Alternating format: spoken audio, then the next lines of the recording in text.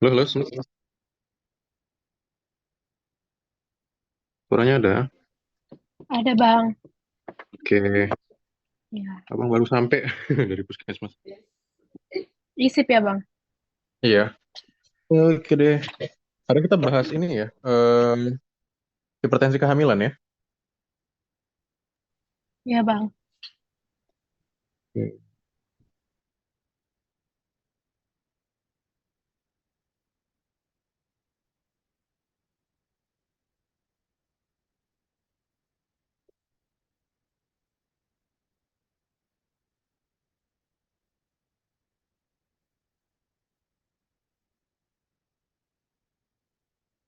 Ya.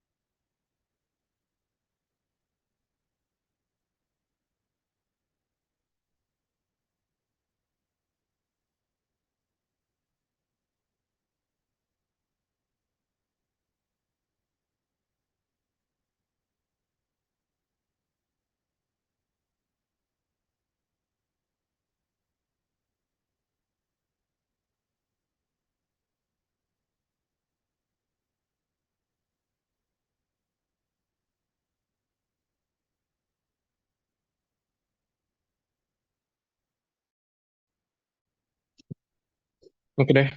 Eh, Tasya baru pulang. Iya bang. Oke, mulai ya. Bismillahirrahmanirrahim. Assalamualaikum warahmatullahi wabarakatuh. Sebelum kita mulai, kita baca doa pembuka bacaan dulu. Bismillahirrahmanirrahim.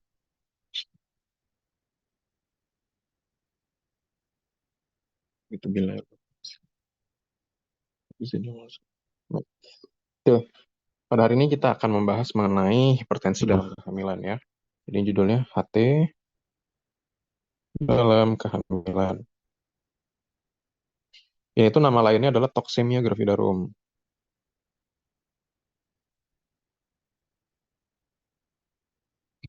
Sederhananya, ini nanti akan dibagi ya, toksemia gravidarum ini. Dibagi atas hipertensi gestasional. Kemudian ini akan ada lagi hipertensi kronik. Setelah itu nanti akan ada preeklamsia yang nanti akan terbagi menjadi dua, ringan dengan berat, yang pada akhirnya akan berubah menjadi eklamsia gitu ya. Nah, tapi karena ini eh, materinya adalah materi klinik, biasanya dia akan menjadi lebih detail dan lebih ribet. Karena akan cerita tentang patofisiologi dan proses perjalanan penyakit. Oke, pada slide ini dijelaskan hipertensi adalah salah satu komplikasi dari kehamilan. Jadi ibu hamil itu biasanya eh, komplikasi paling seringnya salah satunya adalah hipertensi. Nah, increase maternal and perinatal morbidity and mortality. Pada dasarnya, hipertensi ini akan menyebabkan morbiditas pada si ibu dan si anak, pada kedua-duanya. Nah, tapi ini adalah sebuah tanda ada underlying patologi atau ada penyakit sesuatu di balik itu yang bisa jadi sudah ada sebelumnya atau baru muncul ketika ibunya hamil. Makanya dia judulnya adalah toxemia of pregnancy, seperti yang dibilang di atas tadi ya. Ini adalah ibunya hamil. Kalau ibu hamil, salah satu komplikasinya nih bisa hipertensi yang salah satu dari empat di atas. Yang mana ini bisa menyebabkan morbiditas pada ibunya dan si anaknya. Nah, tapi biasanya kalau kayak gini kita bahasnya dari segi ibunya dulu, karena kita lagi di blok obstetri. Nanti bicaranya yang bagian anak itu di bagian ya pediatrinya. Oke. Hypertensive disorders are the most common and yet serious conditions seen in obstetric. Di sini dia ngasih tahu bahwa gangguan hipertensi pada ibu hamil itu paling sering, most common, tapi juga serius. Nah, pada gambar ini dia ngasih tahu ibu hamil ini bengkak dia ya, bengkak pada wajah dan tangan. Yang ini. Kemudian yang ini dia mengasih tahu hipertensi atau high blood pressure. Kemudian yang ini dia ngasih tahu ada darahnya positif di urin. Atau nama lainnya adalah hematuria. Baik secara makro atau mikro ya.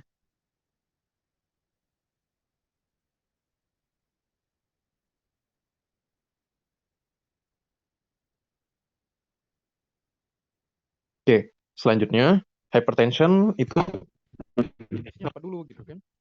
Kita tahu bahwa normalnya dia 120, ini normal ya, 120/80.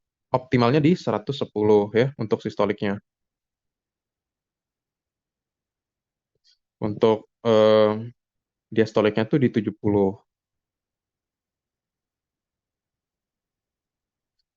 Nah, kapan dia dibilang abnormal? Dia dikatakan hipertensi ketika di atas 140/90 mm air raksa. Tuh, ya. Nah, jadi ketika misalnya Tasya periksa pasien, pasiennya itu adalah ibu hamil, kemudian didapati rupanya dia 150/90 gitu kan. Oh, ini udah melewati 140/90, maka dia sudah dikatakan hipertensi dalam kehamilan atau toksemia gravidarum.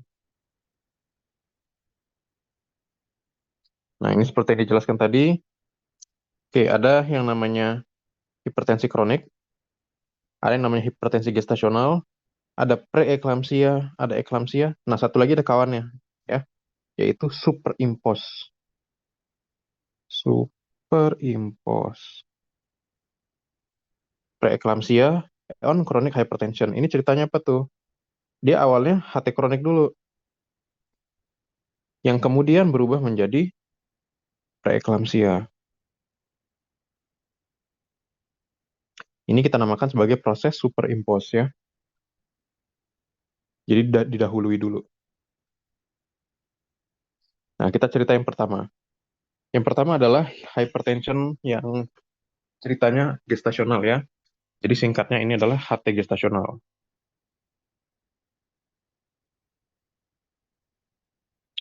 Apa ini? Nah, HT gestasional itu adalah ketika tekanan darah si ibu di atas 140/90, tapi disertai dengan apa? Disertai dengan sebelum hamil, pasiennya itu normotensif. Ya, maksudnya apa? Pasiennya sebelum hamil itu dia tidak punya riwayat hipertensi apapun. Orangnya normal-normal aja. Tapi ketika dia sudah hamil, dia tensinya meningkat. Gitu dulu ya.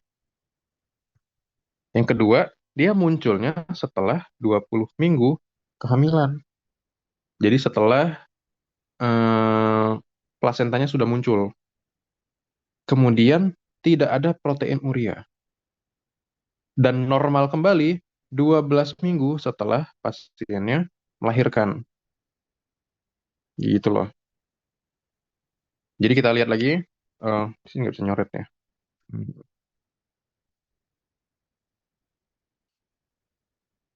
Sebelum hamil.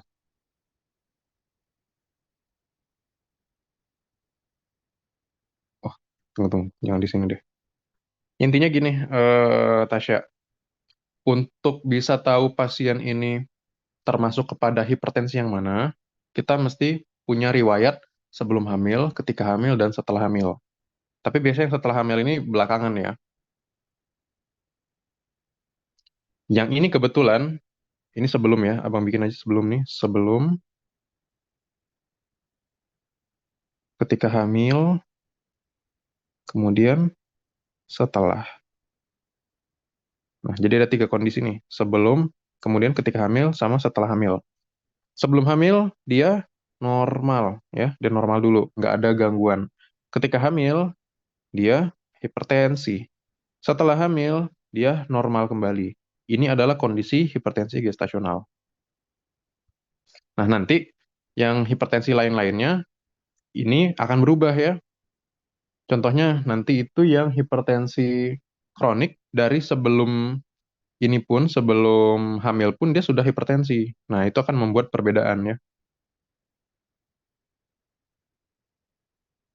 Oke, dia ini memberikan ringkasan lagi. Hipertensi gestasional itu gestasinya di atas 20 minggu usia kehamilannya ya, UK. Kemudian ini tensinya di atas 140/90 tanpa protein urea.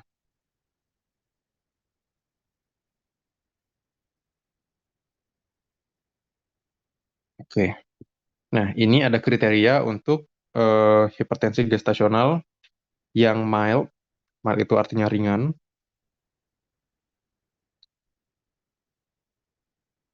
Nah, di sini ya lihat dia di sistoliknya di antara 140 dengan 160. Jadi mungkin 159, 155, 147 gitu ya. Sedangkan untuk yang diastoliknya di antara 90 ke 110. Itu dulu. Kemudian eh, proteinurianya itu negatif ya. Tadi sudah dijelaskan.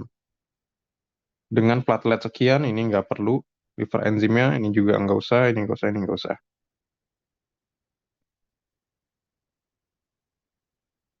Loh, dia lompat ke preeklamsia. Harusnya hipertensi kronik dulu. Tapi ya udah nggak apa-apa. Nah, kalau preeklamsia, yang pertama, dia mesti hipertensi dulu, ya. Kemudian ditambah dengan protein urea.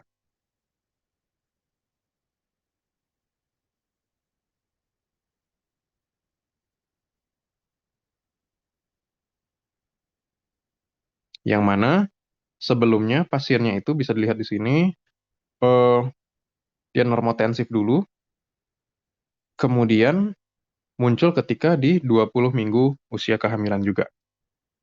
Oke, artinya apa di sini? Kalau misalnya pasiennya sebelumnya HT gestasional,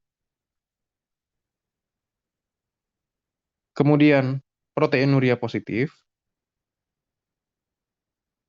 maka ini jadinya preeklamsia. Tapi kalau misalnya pasiennya sebelumnya adalah hipertensi kronik, kemudian pas diperiksa proteinurianya positif, maka ini namanya superimpos preeklamsia.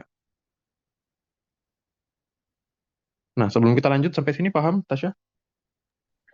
Bang, jadi bedanya kronik sama gestasional itu yang kronik itu sebelumnya udah ada HT-nya ya, Bang? Itu aja Betul, bedanya, Bang. betul sekali. Gampang kan? Oh, terus kalau yang kronik setelah dia normalnya itu dia balik normal atau tetap hipertensi, Bang? Tetap hipertensi. Karena memang pada dasarnya dia kan memang hipertensi gitu loh. Oh, oke, Bang. Ya, bisa ya? Ya, Bang. Oke. Oke, ini cerita apa lagi nih? Preeklamsia, hipertensi gestasional dengan proteinuria. Dah jelas ya? Nah, apa sih gejala-gejala dari preeklamsia gitu kan? Nah, preeklamsia itu artinya gini dulu. Kita cerita, ini kan dua kata ya. Preeklamsia itu terbagi atas pre dan eklamsia. Tuh. Nah, eklamsia ini apa? Eklamsia ini artinya kejang, ya. Jadi ibu hamil kalau udahlah hipertensi, kejang-kejang, itu kita namakan sebagai eklamsia.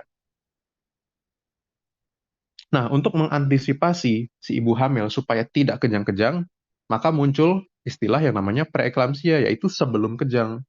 Makanya kita mesti tahu kapan ibu ini belum kondisi pre-kejangnya gitu loh, maksudnya gitu. Supaya kita bisa waspada. Nah, ada tanda-tandanya rupanya sebelum kejang ini. Sebelum ibunya kejang, kondisi preeklamsia itu bisa dijumpai apa? Pertama, bengkak. Bengkak apa? Wajah dan tangan, ya, atau salah satunya. Yang kedua apa? Sakit kepala mulu, ya, sakit kepala yang tidak membaik-baik. Ini artinya apa? Tensinya udah ketinggian. Ketiga apa? Gangguan penglihatan. Ibunya tiba-tiba merasa matanya kabur kok. Terus ada ini ya, ada titik-titik yang kelihatan kemana-mana. Kemudian apa lagi? Nyeri. Nyeri di mana? Nyeri di right upper quadrant. Atau eh, bahasa Indonesia apa ini ya? Kuadran kanan atas. Bagian perut. Oke. Artinya di bawah tulang rusuk kanan lah. Kurang lebih kayak gitu. Kemudian apa? Mual muntah. Apalagi BB meningkat atau berat badan ya maksudnya. Kemudian apalagi pasien merasa sesak gitu. Nah, kenapa pasien bisa merasakan seperti ini? Pertama, ingat lagi bahwa kalau pasien preeklamsia, itu kan artinya proteinuria positif ya. Proteinuria positif. Nah, protein yang keluar dari ginjal itu menyebabkan keseimbangan cairan itu terganggu. Alhasil apa? Eh,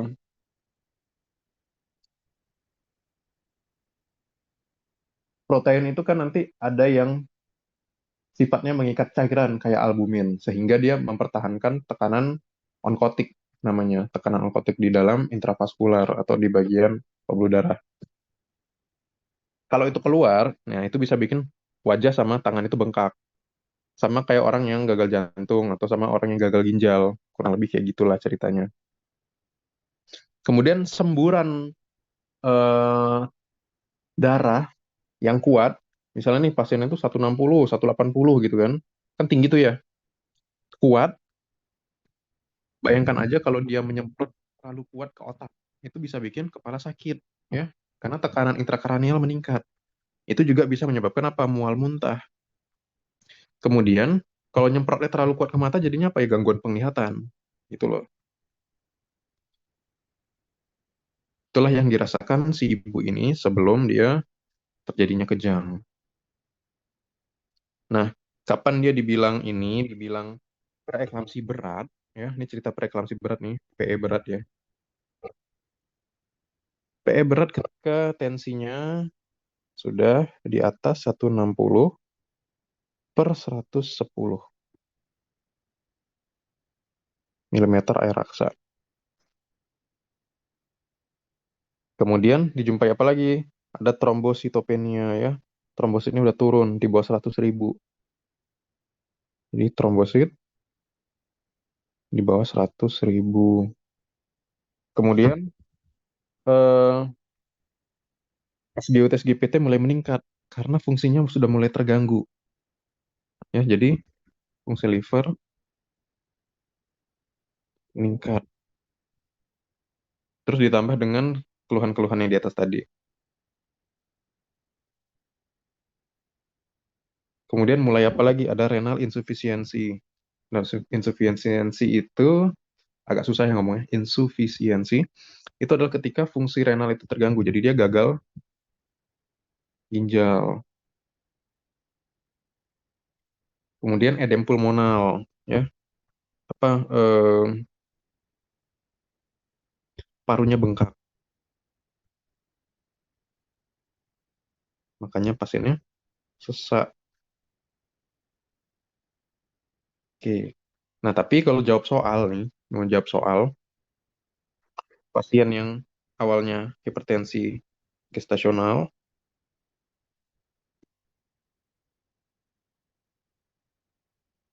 ditambah dengan proteinuria positif, ditambah dengan tekanan darah yang di atas 160 per 90, maka ini sama dengan PE berat. Gini aja udah cukup untuk PE berat ya. Yang penting tekanan darahnya udah naik. Gitu loh. Di atas 160, bukan di atas 140 lagi. Tapi kalau masih di bawah 160, 110 salah.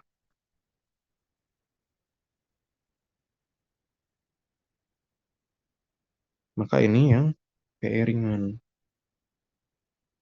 Jadi pasien itu bisa datang ke Tasya nanti dua, dua jenis ya. Ada yang santai-santai aja nih. Santai-santai aja, mungkin agak-agak pusing dikit, tapi proteinurianya positif, eh, tensinya itu masih 150-an. Nah, ini masih yang ringan. Tapi kalau udah tensinya tinggi, sakit kepala, bengkak-bengkak badannya, sakit perut, mual muntah, nah itu yang PE berat gitu ya. Bisa dibedain ya, berat sama ringan.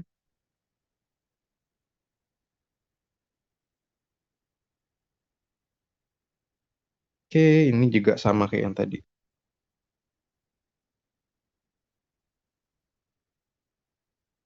Hmm, oke, ini juga sama. Oke, nah sekarang apa aja sih faktor resiko ya, faktor resiko untuk preeklamsia?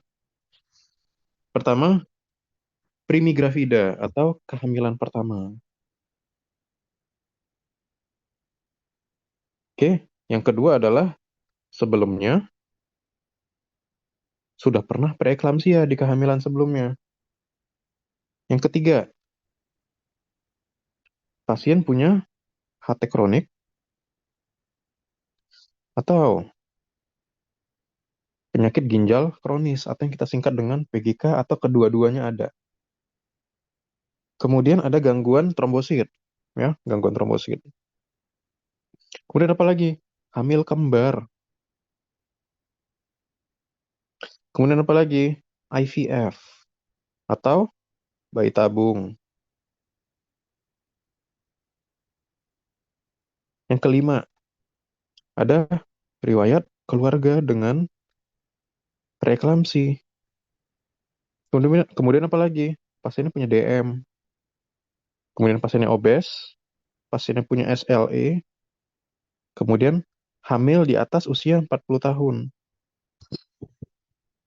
Nah, ini semua bisa meningkatkan faktor risiko terjadinya preeklamsia. Nah, ini juga dibahas lagi. Secara genetik, bisa aja tadi ya, dia punya bakat secara genetik, atau dari keluarganya ada memang yang sudah pernah preeklamsia, yang sudah pernah kejang-kejang malah bisa aja. Paling sering pada orang yang kulit hitam sama orang Asia, atau dia, apa tadi, ovum donation ya, Eh, hamilnya tidak secara alami, tapi secara buatan. Kemudian, ini ya, hamil di bawah usia 18 tahun, atau di atas 35 tahun, atau eh, di antara kehamilan itu panjang jedanya. Misalnya dia dulu hamil di usia 20 tahun. Kemudian hamil yang selanjutnya rupanya di usia 32 tahun. Bedanya lebih dari 10 tahun. Atau dia belum pernah hamil sebelumnya. Jadi ini artinya kehamilan pertamanya.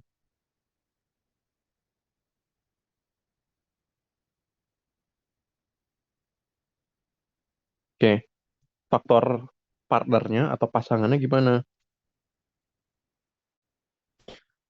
Perubahan pasangan. Ini abang baru baca sih. Ini baru tahu ya.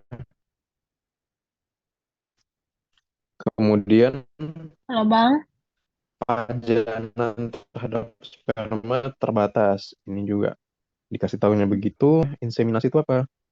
Langsung, ya, halo, halo, Bang halo, nge-lag Bang tadi Bang. hilang kah? Iya Bang, Oke, sampai mana tadi? tadi sampai pasangan kalau nggak salah. Oke, ya. Yang pasangan tadi ada pergantian pasangan ya yang pertama. Kemudian, ini abang kurang paham juga apa maksudnya nih. Kemudian, pajanan terhadap spermanya terbatas. Abang juga kurang paham maksudnya apa. Yang ketiga ini adalah inseminasi. Inseminasi itu artinya bukan penis masuk ke dalam vagina kemudian dia menyemburkan spermanya, tapi spermanya itu dikeluarkan dulu, dimasukin dalam tabung, nanti dari tabung itu baru dimasukin ke vagina gitu loh. Itu proses inseminasi namanya. Oke, partner father and eclamptic pregnancy. Oke, ini juga abang belum paham maksudnya apa ya. Faktor pasangan ini ini termasuk yang jarang dibahas soalnya. Oke, kemudian faktor kehamilannya gimana? hamilan kembar ya, kemudian hamil anggur, kemudian hamil kosong, kemudian ada kelainan kromosom. Panjang ceritanya ya. Atau pasiennya punya penyakit dulu sebelumnya. Misalnya apa? Ini ada HT kronik, ada DM, ada gangguan ginjal, ada penyakit jantung, ada hipertiroid, sama sindroma metabolik. Lain-lainnya apa? Misalnya dia obes. Yang kedua, em, secara fisik dia em, memang ada tekanan atau beban. Misalnya dia memang pekerja fisik. Yang kedua adalah dia perokok atau sebelumnya punya riwayat preeklamsia.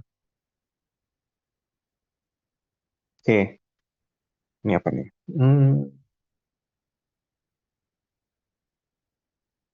Oke, jadi ketika ini cerita tata laksana ya, tata laksana. Ketika kita jumpai, rupanya ada ibu yang em, mm, mm, mm, mm, mm, mm, mm. Bentar ya, bang baca dulu sebentar.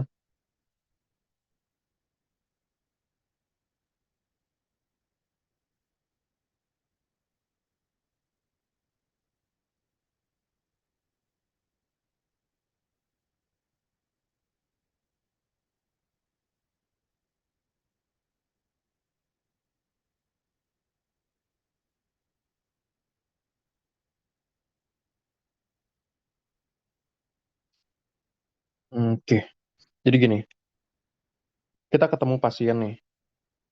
Pasiennya dijumpai eh, gestasional hipertensi atau hipertensi gestasional tadi ya, ringan atau preeklamsia yang ringan. Ini khusus itu ya. Jadi tata laksana dari HT gestasional atau PE ringan. Nah, kita jumpai rupanya ibunya itu hamil 34 sampai 37 minggu di sini ya, 34 sampai 37 minggu. Nah, pertanyaannya adalah apakah ibunya lagi proses partus, lagi mau melahirkan atau sudah pecah ketuban atau belum? Itu ya. Kalau sudah, maka kita ke sini, ke yes ini. Atau ibunya dijumpai rupanya hasil pemeriksaannya abnormal. Misalnya DJJ meningkat, kemudian proteinuria, nah ya, yes apa enggak. Kemudian USG-nya, berat badan fetusnya kurang dari yang 5% seharusnya. Kemudian kita curiga ada plasenta yang copot, abrupsio plasenta namanya. Tapi ini kita belum belum belum belajar ini pasti kan. Iya apa enggak gitu. Intinya apa? Kalau misalnya eh, si ibu dengan hipertensi gestasional atau preeklamsi ringan yang usia kehamilannya segini, 34 sampai 37 minggu, dijumpai ada kelainan-kelainan ini, maka yang harus kita lakukan adalah langsung lahirkan anaknya. Atau nama lainnya adalah terminasi kehamilan. Oke, itu yes. Tapi kalau rupanya di antara itu nggak ada, maka selanjutnya apa yang kita pikirkan? Maka ini kehamilannya harus dipertahankan, pertahankan kehamilannya ya.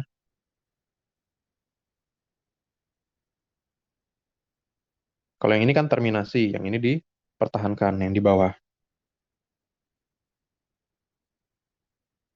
Oke, bentar. Pertahankan kehamilan sembari evaluasi per 2 minggu. Tiap 2 minggu cek, 2 minggu cek gitu ya. Oke. Nah, tapi kalau di antara waktu itu rupanya dijumpai lagi tuh, di antara 2 minggu ini, oh ada perburukan, ada kepecah ketuban dan seterusnya, maka balik lagi ke terminasi kehamilan. Oke, sampai sini paham nggak Tasya? Paham, Bang.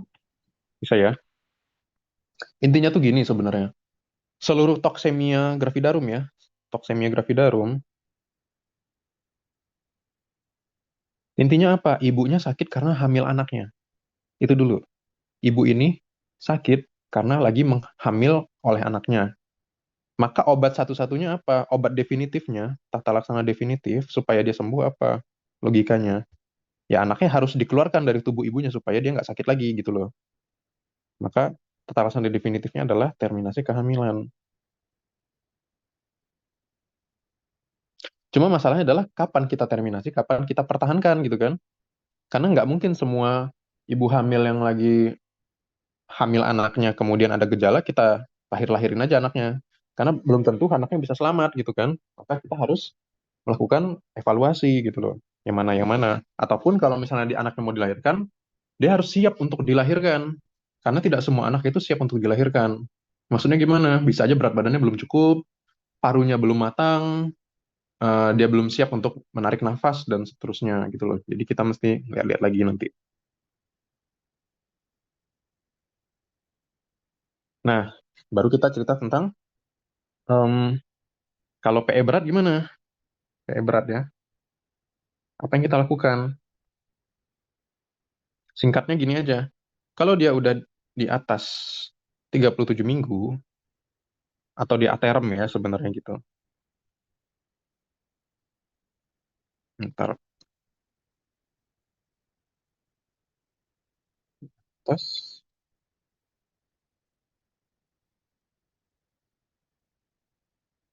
kemudian ada yang di bawah 34 minggu. Kalau kayak gini apa ceritanya? Artinya ini kan anak sudah aterem. Aterem itu artinya anak itu sudah matang dan sudah siap untuk dilahirkan. Ya udah lahirin aja terminasi kehamilan.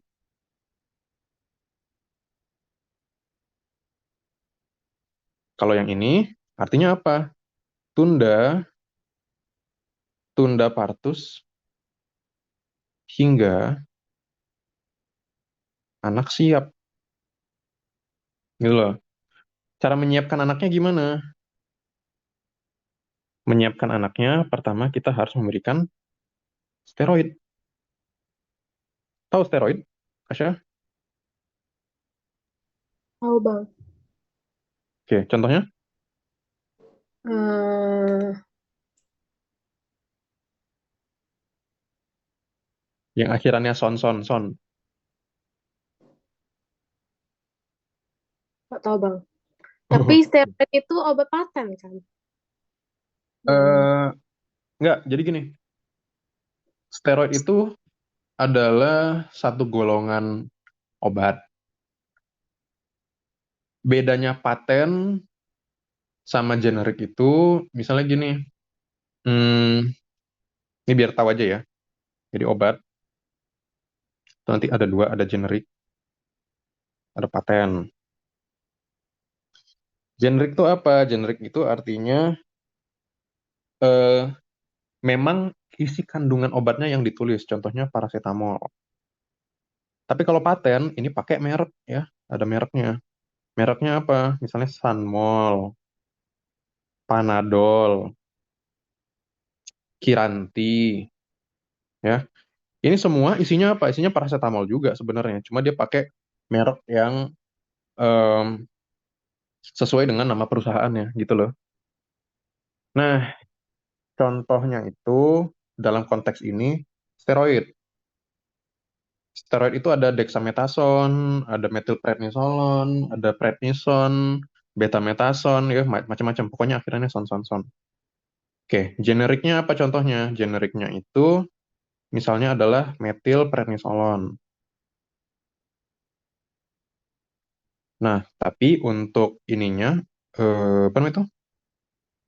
Mereknya, contohnya Lameson, gitu loh. Bisa, Tasya? Iya bang. Oke. Nah, jadi untuk ibu ini apa yang kita lakukan? Satu, kasih steroid untuk anaknya. Yang kedua, kita kasih antihipertensinya. Yang ketiga, kita kasih apa? Pencegah, apa namanya itu? MgSO4 namanya. MgSO4 itu magnesium sulfat untuk mencegah si ibunya supaya nggak kontraksi, supaya nggak mules-mules kayak mau melahirkan itu loh. Itu tiga obatnya. Satu, dua, tiga. Oke, bisa ya? Guna dikasih steroidnya untuk apa, Bang? Oke, steroid itu untuk pematangan paru pada bayinya. Oh, Oke, ini untuk matangkan paru bayi.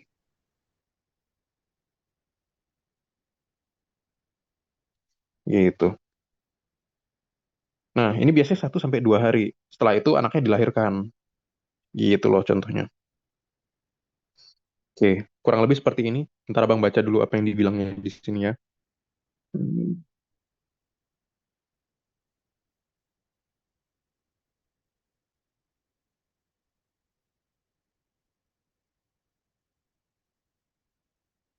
Oke, ya.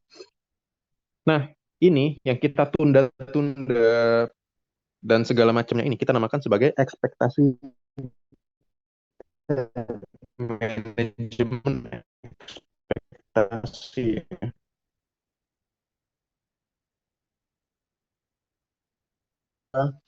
Kita mau menyambut bayinya lahir itu dengan dalam keadaan yang terbaiknya, yang sudah matang, sudah siap untuk dilahirkan. Tapi untuk itu lahirnya harus ditunda dulu kan, gitu. Karena kita mesti mempersiapkan bermacam hal. Makanya namanya manajemen ekspektan, gitu loh. Kita tunda selama-lamanya sampai bisa mencapai aterem. Jadi misalnya dia 34 minggu nih, ya kan? 34 minggu. Kan dia baru, apa namanya itu, baru bisa dibilang matang atau siap untuk dilahirkan atau aterem itu kalau udah di atas 34 minggu gitu loh. Atau paling bagusnya di atas 37 minggu. Misalnya pasien datang di 33 minggu, maka kita coba seminimal mungkin tuh 1 minggu tahan, jangan sampai lahir anaknya gitu loh. Caranya ya pakai ini tadi, steroid, anti hipertensi sama MGS 4. Nah, tapi kan tidak semua bisa kita tunda-tunda kan, gitu loh maksudnya. Maka kondisi mana yang mesti dilahirkan segera gitu. Nah, lihat lagi sini kontraindikasi untuk ya kontraindikasi untuk mempertahankan manajemen ekspektan tadi yang sudah kita bicarakan. Apa aja?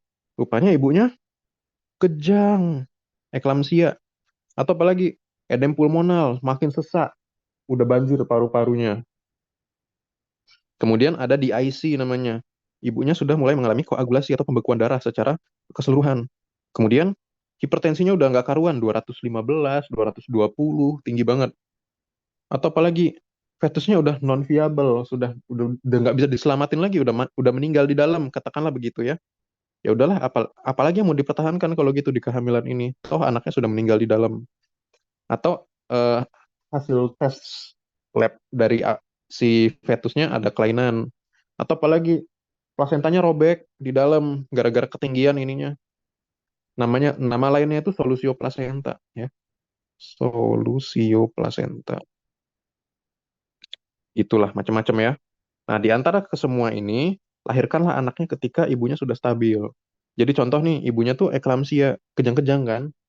Ya udah kalau gitu, tata laksana dulu eklamsianya. Kasihlah nanti sedatif, dikasihlah obat-obatan seperti diazepam dan seterusnya untuk atau anti-anti kejang lainnya.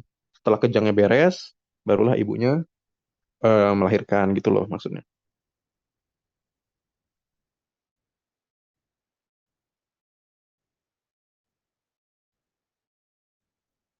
Oke.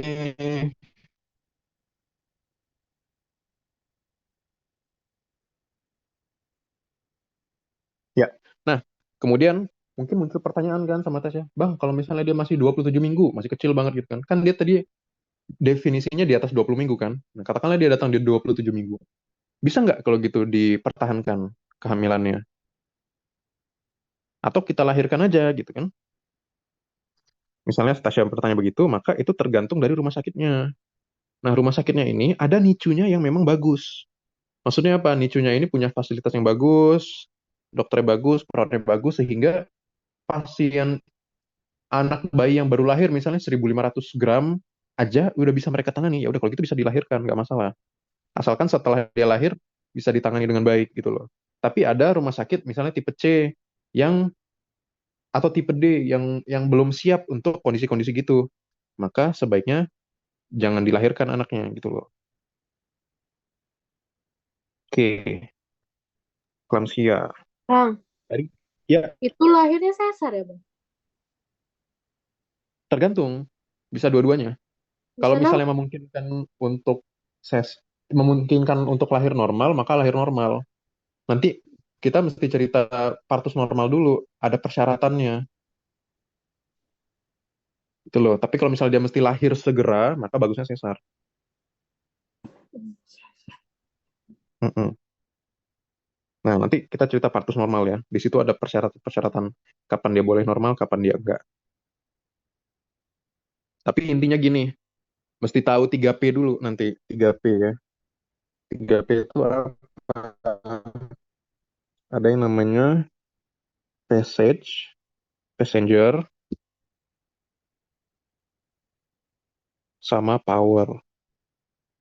Apa maksudnya nih? Power itu artinya kekuatan ibu. Passenger itu artinya bayinya. Passage itu artinya jalan lahirnya. Tiga-tiganya mesti kuat dan mesti adekuat. Maksudnya gimana?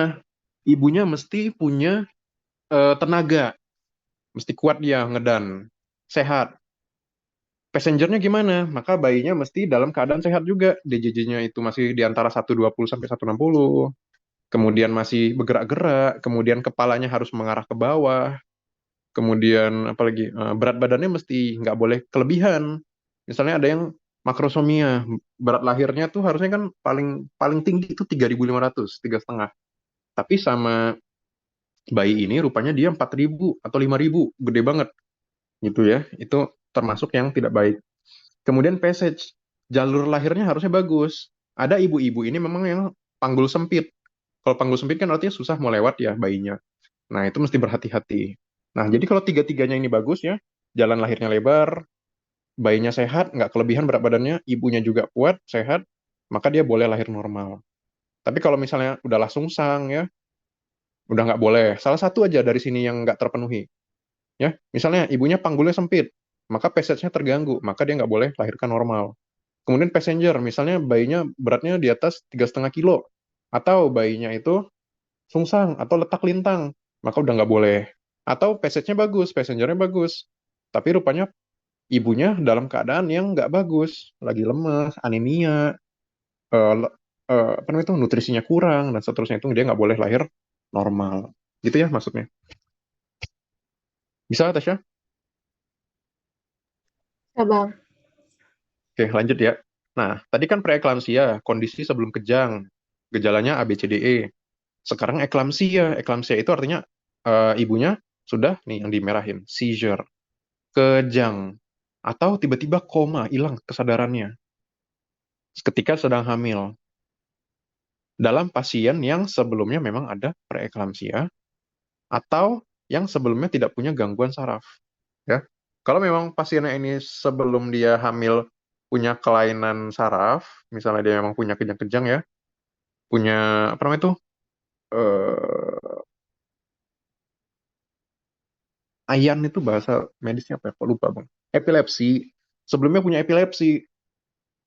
Kalau misalnya dia sebelumnya punya epilepsi, kemungkinan ya kejangnya karena epilepsinya. Tapi kalau sebelumnya dia nggak punya riwayat apapun, gitu ya.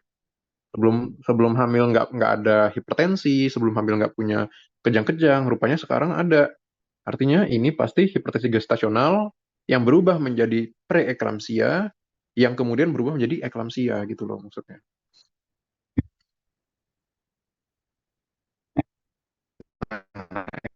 Eklamsia ini apa? Artinya kejang-kejang pada wanita yang preeklamsia sebelumnya.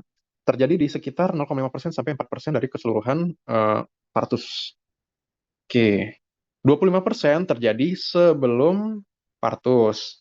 50% terjadi selagi dia partus dan 25% setelah partus. Oke, jadi sebelum, selagi, dan setelah partus semuanya bisa terjadi, tapi paling sering ketika dia lagi partus. Oke, semuanya sama ya. Jadi faktor risikonya sama dengan preeklamsia tadi sudah dijelaskan. Kok bisa begini? Biasanya terjadi apa? Cerebral vasospasme. Jadi pembuluh darah yang ada di otak karena kena semburan darah yang kuat banget dari bawah, dia bisa jadi kejang-kejang. Ya, jadi dia yang dari awalnya lebar nih pembuluh darahnya jadi sempit. Kemudian dia bertahan seperti itu. Akhirnya apa? Iskemia. Darah ke otak kurang. Kemudian terjadi apa? Edem di bagian otak ya. Biasanya dia generalized tonic-clonic. Apa tuh maksudnya? Generalized itu artinya satu badan, kemudian tonic-clonic tuh kelonjotan badannya kejang-kejang ya. Oke, apa temuannya sama dengan preeklamsi tadi ya, proteinuria yang ditemui, konsentrasi daripada darah ya, hemoconcentration. Kemudian di IC terjadi koagulasi atau pembekuan darah secara sistemik, kemudian SGOT SGPT meningkat. Oke, tata laksananya apa? Kita tenangkan sistem sarafnya menggunakan apa? Magnesium sulfat lagi, MgSO4. Satu. Yang kedua, tata laksana definitifnya seperti yang sudah dijelaskan tadi. Pasiennya harus melahirkan ya, terminasi kehamilan lagi.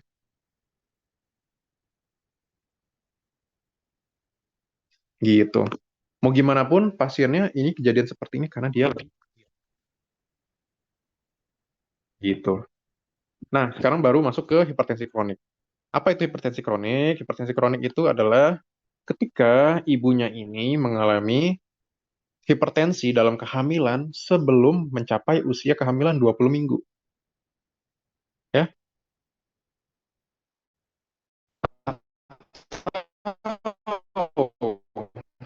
salah selain itu misalnya dia datang 3 bulan masih juga hipertensi, maka ini masuk hipertensi kronik.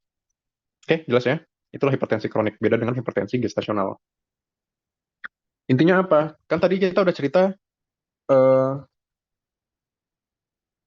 sebelum, kemudian lagi hamil, sama setelah gini kan. Kita bikin 2 kolom kalau gitu. Ada yang HT gestasional, ada yang HT kronik. Kalau HT gestasional, sebelum hamil tidak ada hipertensi. Ketika lagi hamil, dia hipertensi. Kalau setelah hamil, eh, nggak ada lagi hipertensinya. Atau di bawah 3 bulan tuh ya udah menghilang. Tapi kalau hipertensi kronik, sebelum hamil, dia sudah hipertensi. Lagi hamil, makin hipertensi. Setelah itu, hipertensi juga. Itulah yang membedakan hipertensi gestasional dan hipertensi kronik.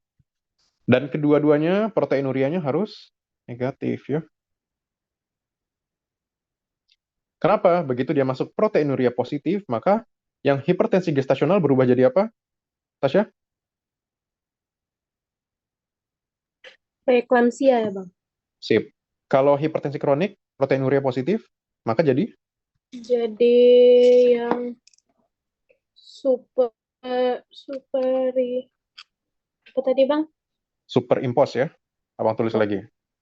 Superimpos preeklamsia on chronic hypertension. Agak panjang memang. Oke, tapi intinya cari ini aja nih, superimposnya ya. Oke, ini iya. Oke, superimpos. Hmm. Nah, oke, sekarang kita tambah satu istilah lagi ya. Ada yang namanya HELP syndrome. HELP syndrome itu artinya apa? Pasiennya hipertensi, tapi dijumpai ada halo, Bang. hemolisis. Ada apa tuh maksudnya? Hemolisis. Halo, halo. Bang tadi nge-lag, Bang. Oke, sampai mana Bang? Hilangnya? Sampai help syndrome, Bang. Oke, HELP syndrome Arti ya. ya. Oke. HELP syndrome itu artinya apa? H, kemudian EL, kemudian LP. Ya, ini HELP. H-nya itu apa? Hemolisis. Hemolisis itu artinya apa? Darahnya pecah. Oke, ada nggak dijelaskan di sini? Oke, nggak ada ya rupanya. Hmm. Hmm. Oke, hanya tuh hemolisis artinya hemolisis itu sel darahnya pecah. Kemudian EL itu elevated liver enzyme. Apa maksudnya tuh? Artinya SGOT, SGPT meningkat. LP itu apa? Low platelet count atau trombosit turun. Nah, kalau misalnya pasiennya dijumpai kayak gini nih, pasien preeklamsinya, maka kita sebut dia adalah preeklamsia plus HELLP syndrome. Maka ini mesti cek lab ya. Pada pasien apa tuh? Pada pasien yang eh, PE berat sekitar 4 sampai 12% orangnya ya. Nah, jadi intinya apa nih? Kalau HELLP syndrome mau diapain gitu kan? Kita sudah tahu pasien-pasien yang HELLP itu dia mesti kita stabilkan secara kardiovaskular. Tapi kan belum masuk ya ininya, belum masuk bloknya. Jadi terima aja dulu bahwa pasiennya mesti stabil secara kardiovaskular, artinya tekanan darah mesti normal, nadinya mesti normal. Kemudian koagulasinya mesti dikoreksi. Eh, Kemudian karena dia trombositnya rendah, dia harus ditransfusi, ditambahin dari luar ya. Oke, oke, oke, oke, oke. Nah, di sini ditulis juga pasien nanti bisa juga diberikan steroid untuk menstabilkan eh, si trombositnya tadi. Oke. Tapi biasanya kalian nggak bakal ditanya sejauh ini sih. HELLP syndrome itu udah kompetensi satu kalau nggak salah. Oke, dia adalah penyakit yang sifatnya kompleks. Kayaknya muncul gara-gara plasenta. Trigger by the placenta ya. Oke, bisa muncul pada pasien yang molar pregnancy atau hamil anggur tadi ya. Hamil anggur. Yang mana fetusnya nggak ada. Oke, kemudian bisa juga terjadi pada pasien yang hamilnya tidak di dalam uterus, tapi di luar uterus. Ada namanya tuh kehamilan abdominal. Oke, hamilnya itu ekstrauterin namanya, ekstrauterin. Uterus, ekstra, dua kata ya, ekstra dan uterus. Oke, nah kok bisa kayak gini? Kita ambil aja garis besarnya ya. Pertama, sistem imunnya jelek, ya. Entah gimana ceritanya, eh, tubuh si ibu itu membentuk antibodi terhadap antigen bayinya, maka terjadilah gangguan imun. Kemudian proses plasentasi yang jelek. Kan kemarin kita sudah cerita bahwa eh, trofoblast menginvasi jaringan endometrium hingga miometrium. Nah, rupanya kayak gini tuh eh, prosesnya jadi jelek, tidak seperti yang diharapkan. Alhasil apa? Arteri spiralnya itu nggak bagus. Arteri spiralnya itu tidak memberikan suplai darah yang cukup kepada plasentanya dan pada bayinya nanti. Kemudian muncullah manifestasi klinis seperti yang sudah dijelaskan di atas tadi. Nah, ini ya gambarannya. Pasien yang tidak tidak hamil, gambarannya kayak gini ya, non pregnant nih. Inilah arteri spiralnya. Untuk pasien yang normal kehamilannya bisa dilihat di sini pembuluh darahnya lebar tuh, Tasya. Tapi pada pasien preeklamsia dijumpai rupanya arteri spiralnya itu sempit. Beda ini, yang ini sama yang ini. Ini tampaknya lebih sempit ya. Ini lebih lebar. Tuh. Kalau dia sempit, artinya apa? Darah yang mengalir jadi kurang gitu loh. Makanya pasiennya itu jadi preeklamsia. Jadi sebenarnya preeklamsia itu adalah kondisi kompensasi. Ini ceritanya kompensasi. Artinya untuk ngasih aliran darah eh, yang seperti ini nih, ini aliran darah seperti yang pasien yang normal, ini kan lebar ya, jadi darahnya banyak. Kalau dia kecil, maka dia mesti memompa lebih kuat lagi, makanya tekanan darah bisa meningkat karena dia mengkompensasi kekurangan darah yang ada itu, gitu ya. Untuk mempertahankan si fetusnya tetap tumbuh, dapat asupan darah yang kuat. Tapi rupanya malah ibunya yang mengorbankan dirinya, gitu loh.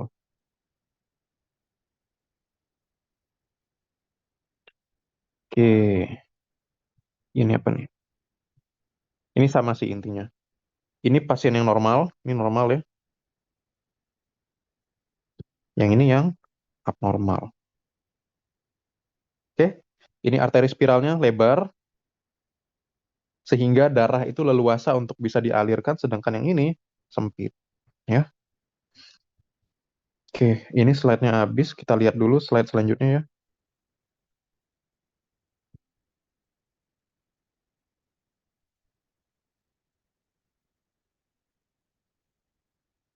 Kayak ini gambar yang tadi masih sama. Pasien yang normal, kayak ini pasien normal, arteri spiralnya lebar.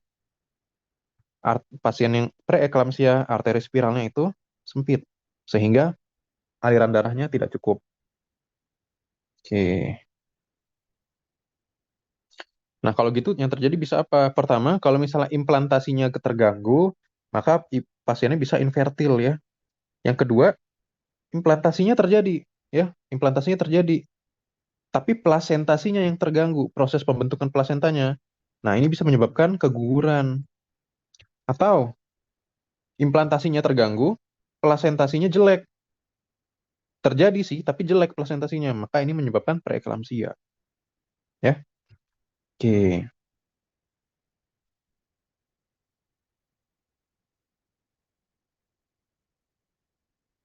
Oke, jadi gini. Ini patofisiologi ceritanya. Pada stadium pertama, kalau misalnya terjadi preeklamsia itu, pertama itu plasentasinya jelek, apa perfusinya abnormal. Bisa menyebabkan apa ke ibunya? Ibunya bisa hipertensi, proteinuria, sama gangguan endotel ya. Ini sudah dijelaskan kayak yang tadi juga, sama aja. Hmm. Bang, Ya, sorry Bang. Bang, jadi yang HELLP syndrome tadi itu dia karena hipertensi juga ya, Bang? iya, benar. Atau oh jadi oh ya Bang. Jadi tensinya yang terlalu tinggi itu pertama menyebabkan gini aja. Ini pembuluh darah nih. Ini ada sel-sel keping darah ya. Nah, kalau misalnya semburan darahnya kuat, ini satu sama lain bisa tabrakan ya. Yang kedua, ke dinding-dinding ini juga bisa tabrakan kan. Ini menyebabkan mereka pecah-pecah, makanya hemolisis. Satu, tadi EL-nya apa? Elevated liver enzyme kan. Ini hepar nih. Ya, anggaplah hepar ya kan. Ini ada pembuluh darahnya di bawah. Pembuluhnya menyemprot terlalu kuat nih ke heparnya. Jadinya apa? Heparnya bisa rusak. Makanya SGOT-SGPT meningkat.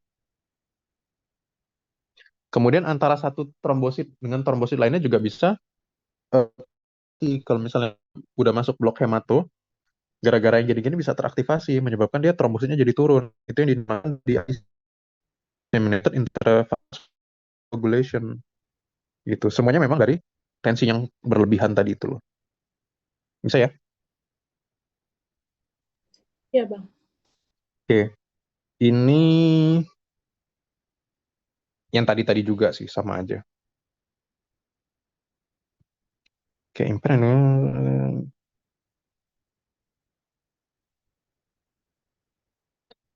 Oke, ini cuma ngasih tahu sama juga. Invasi trofoblas terhadap spiral arteri, rupanya spiral arterinya tetap sempit ya, sempit. Hasil apa? Karena arteri spiralnya sempit, maka darah ke plasentanya sedikit. Karena darah ke plasentanya sedikit, maka terjadi hipoperfusi atau suplai darahnya jadi kurang ke bayinya. Untuk mengkompensasi hipoperfusi tadi, maka ibunya harus meningkatkan tekanan darahnya, membebankan dirinya, meningkatkan tekanan darahnya supaya anaknya tetap dapat makanan. Gitu. Oke, itu juga sama ya. Ini juga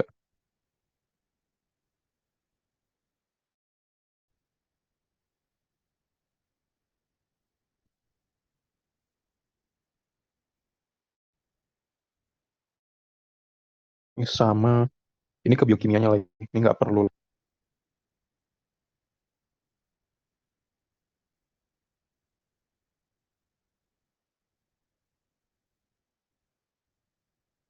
Oke, ini boleh. Nah, jadi kan kalau ibu-ibu yang apa tadi em, hipertensi dan preeklamsi dan seterusnya yang mana aja, itu sel-sel endotelnya itu bisa meningkat proses koagulasinya. Kenapa? Karena ada vasopresor sensitivity. Apa tuh artinya? Sensitif terhadap tekanan. Artinya apa? Ketika sel endotel tahu ya, itu bagian terdalam pembuluh darah. Jadi kalau misalnya pembuluh darah itu kayak gini ya, bagian dalamnya ini namanya endotel. Nah, endotel ini sensitif terhadap tekanan. Jadi kalau misalnya dia akan proses koagulasinya bisa aktif. Kalau misalnya satu badannya nih seluruh tubuhnya itu tekanan darah meningkat, maka semua endotel di seluruh tubuh ikut aktif. Alhasil apa? Koagulasinya jadi di seluruh tubuh. Inilah yang menyebabkan terjadinya di IC tadi ya. Gitu loh.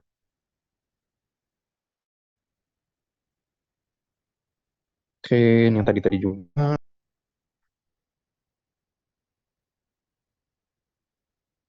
Nah, ini ngasih tahu dampak dari hipertensi terhadap tubuh ibunya.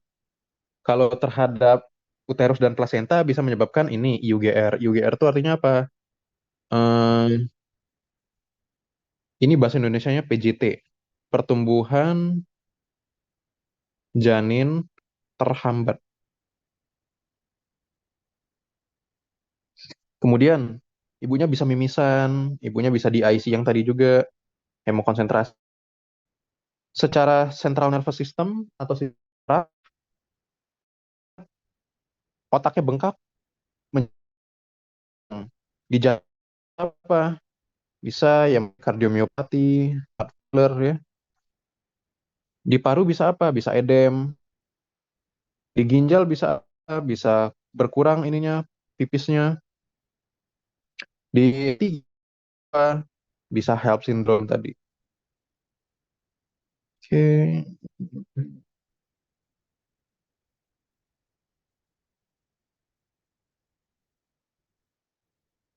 Oke. Ini ngasih tahu bahwa eh, arteri utera atau arteri uterus bisa menggunakan USG Doppler untuk melihat aliran darahnya bagus apa enggak gitu loh. Oke, tapi ini untuk bagian spesialis ya. Ini contohnya. Ini kalian nggak perlu lah. Nah, ini baru masuk ke sini. Ini yang penting ya.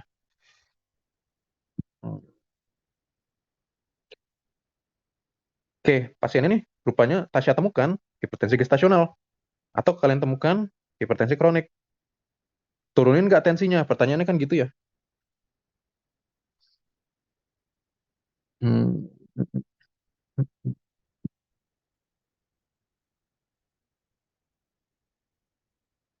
oke. Ya, jadi gini. eh Obat anti hipertensi paling aman untuk ibu hamil itu adalah yang ini, metildopa. Kalau nggak salah dia 500 miligram 3 kali satu ya. Metildopa paling penting itu pilihan paling pertamanya. Yang keduanya nanti baru masuk ke nifedipin. Nah, nifedipin ini nanti ada yang 10 miligram terbagi dua. Ada yang long acting, ada yang short acting. Bedanya apa? Yang long acting cukup satu kali sehari. Sedangkan yang short acting tuh dia butuh lebih dari itu 4 kali 1 karena efeknya nggak lama. Tuh, kemudian pertanyaannya, kapan kita turunkan? Oke, eh, tekanan darah kita turunkan ketika dia di atas 160/110. Baru masuk obat-obatan yang sudah dijelaskan tadi. Ya, oke. Kalau misalnya masih 150, nggak usah kasih obat. Masih 140, nggak usah kasih obat. 170 baru masuk obat. Oke, jelas ya, Tasya? Kalau nggak dikasih obat, dikontrol aja Bang gitu.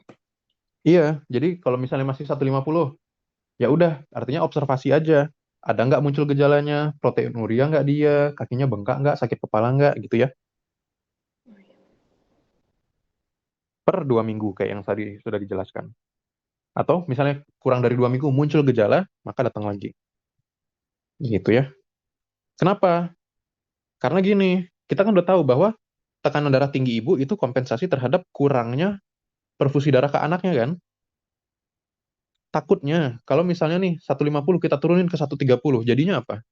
Anaknya makin kurang ininya, darahnya. Jadinya pertumbuhan janin terhambat ya.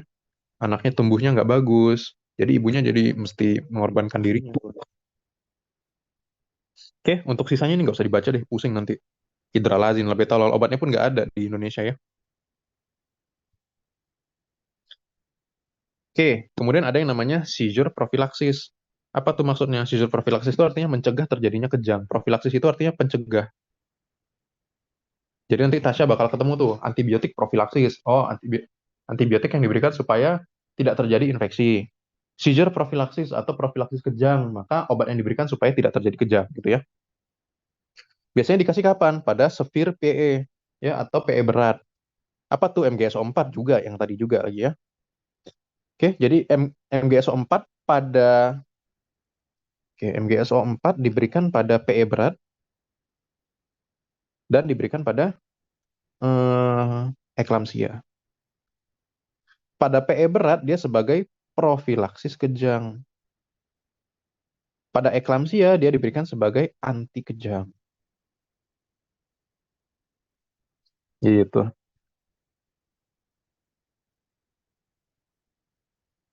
Nah, kapan dia dikasih? Dia diberikan mulai dari dia melahirkan hingga 24 jam postpartum. Jadi misalnya hari ini dia melahirkan, sampai besok tetap dikasih.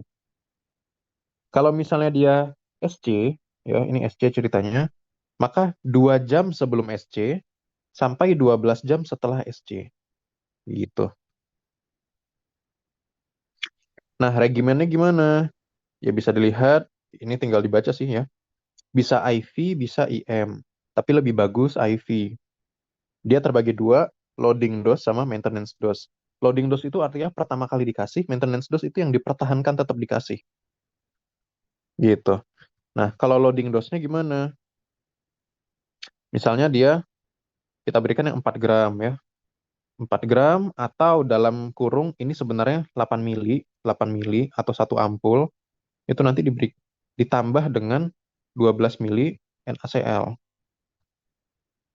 Kan jadi totalnya berapa? 20 mili kan? Jadi totalnya sama dengan 20 mili cairan yang sudah dicampurkan. Nah, ini diberikan dalam 20 menit. Jadi pelan-pelan aja, 1 menit 1 mili kalau gitu. Ini pertama kali dikasih. Tapi kalau dia maintenance dose atau pemberian yang secara bertahapnya setelah pemberian loading dose, itu 20 gram. Oke, 20 gram itu artinya sekitar 40 mili cairan MgSO4 yang ditambahkan 60 mili NaCl. Kemudian dikasihnya apa? 1 gram per jam. Gitu ya. Oke. Bang, Ya. kalau misalnya pasien datang Bang ya, udah kejang Bang. Terus Mm-mm. udah 37 minggu lah Bang. Itu Mm-mm. tetap dilahirkan kan Bang? Tetap. Nah, terus di stop dulu kejang ya Bang? Iya. Ikutin yang ini tadi. Kan udah 37 minggu. Kemudian kita merencanakan ini anak mesti lahir kan?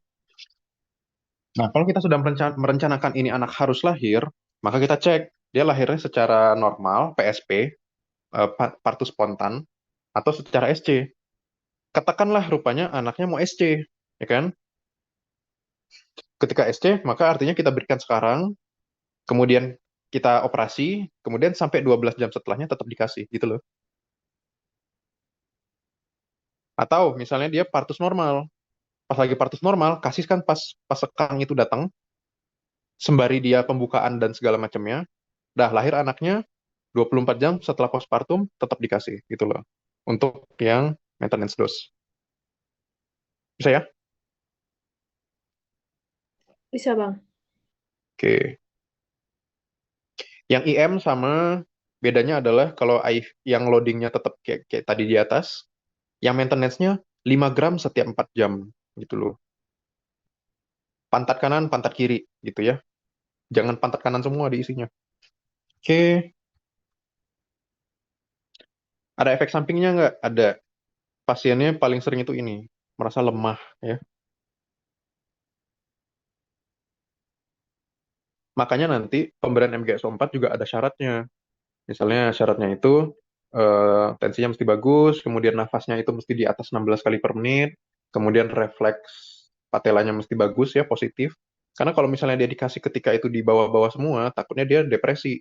Depresi bukan dalam dalam arti jiwa ya, tapi depresi dalam arti fungsi tubuh. Takutnya malah dia penurunan kesadaran, fungsi tubuhnya menurun, malah jadi jelek nanti. Nah, anaknya juga masalahnya bisa letargi ya, bisa lemes, bisa hipotonik, bisa nggak bernafas. Jadi hati-hati dengan MGSO4.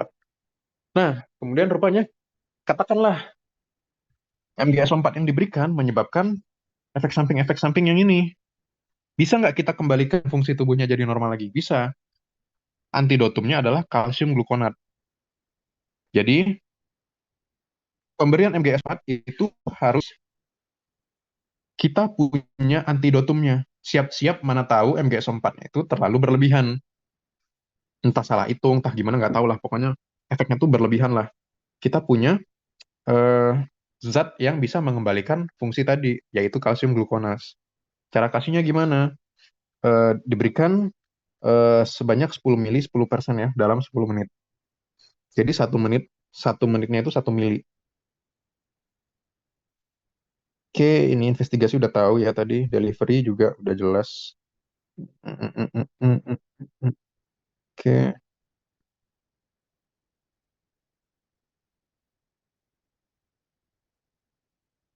ini juga kembali ke 3P tadi ya yang sudah dijelaskan ya, passage passenger power, singkatnya gitu aja. Jadi kalau udah tahu ini pasti gampang. Kenapa? Nih cek lagi ya. Fatal distress, ini artinya passengernya terganggu, bayinya keganggu kan. Placental abruption, ini artinya power atau ibunya yang terganggu. Unfavorable cervix, cervixnya nggak bagus, tidak tidak mendilatasi dengan baik. Maka ini si ibunya terganggu.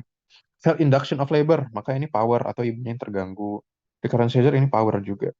Jadi ini semua termasuk kepada 3P juga ujung-ujungnya. Jadi kalau Tasya menguasai 3P nanti langsung tahu tuh mana pasien yang bisa lahir normal sama yang enggak ya. Oke, di sini dia ngasih tahu bahwa sebaiknya lahirlah normal, tetap diutamakan. Tapi kalau misalnya 3P-nya keganggu, ya udah, maka lahirnya SC. Oke, komplikasi pada ibu yang tadi juga ya, kejang lah, perdarahan otak lah, gagal ginjal, gagal hepar, gagal jantung, dan seterusnya. Pada anak bisa pertumbuhan janin terhambat, bisa meninggal di dalam kandungan. Ini EUFD namanya, intrauterine fetal death atau kematian dalam kandungan. Kemudian anaknya bisa prematur. Oke, pencegahannya gimana? Ya, pencegahannya itu sebenarnya dari awal-awal kehamilan ya. Ibunya udah mesti screening, nggak boleh obes. Setiap kalau misalnya dia sebelumnya memang sudah punya hipertensi, maka sebelum-sebelumnya pun dia sudah harus terkontrol tensinya itu. Jangan sampai dia tidak minum obat hanya gara-gara merasa eh, karena nggak ada gejala ya udah nggak usah minum obat. Tuh banyak tuh pasien kayak gitu soalnya. Dan seterusnya ya. Ibunya mesti punya ini kalsium yang cukup, vitamin C, vitamin E yang cukup, zinc, magnesium dan seterusnya ya. Suplemen-suplementasi. Oke deh. Ada yang mau ditanya, Tasya? Enggak, Bang. Udah jelas ya? Ya. Oke. Eh, ini topik yang akan terus dibicarain ya, preeklamsia ini. Jadi dia akan berulang-ulang terus sampai UKMPPD pun dia akan tetap diulang-ulang ya. Tapi nanti versi UKMPPD harusnya lebih lebih simpel dan lebih sederhana dibandingkan yang kita jelaskan dari tadi ini ya. Oke, kalau nggak ada yang mau ditanya, semoga bermanfaat ya. Untuk yang hari ini kita tutup dulu ya. Iya, Bang. Kapan les selanjutnya? Hmm, Besok. boleh besok, Bang. Besok Bang, ya. Ya, boleh. Senin kan tas ujian, Bang. Senin depan. Ya. Ya, Itu bisa Jumat Sabtu nggak, Bang? Jumat Sabtu ya. Ya, bisa, Bang. Oke, abang usahain ya. Ada soal nggak? Ada. Nanti tak kirim ya, Bang. Oke deh, ya udah. Kita Makasih, tutup dulu ya. Bang. Yuk, Ya. semoga dapat majelis. Subhanakallahumma wa bihamdika asyhadu an la ilaha illa anta astaghfiruka wa atubu ilaik.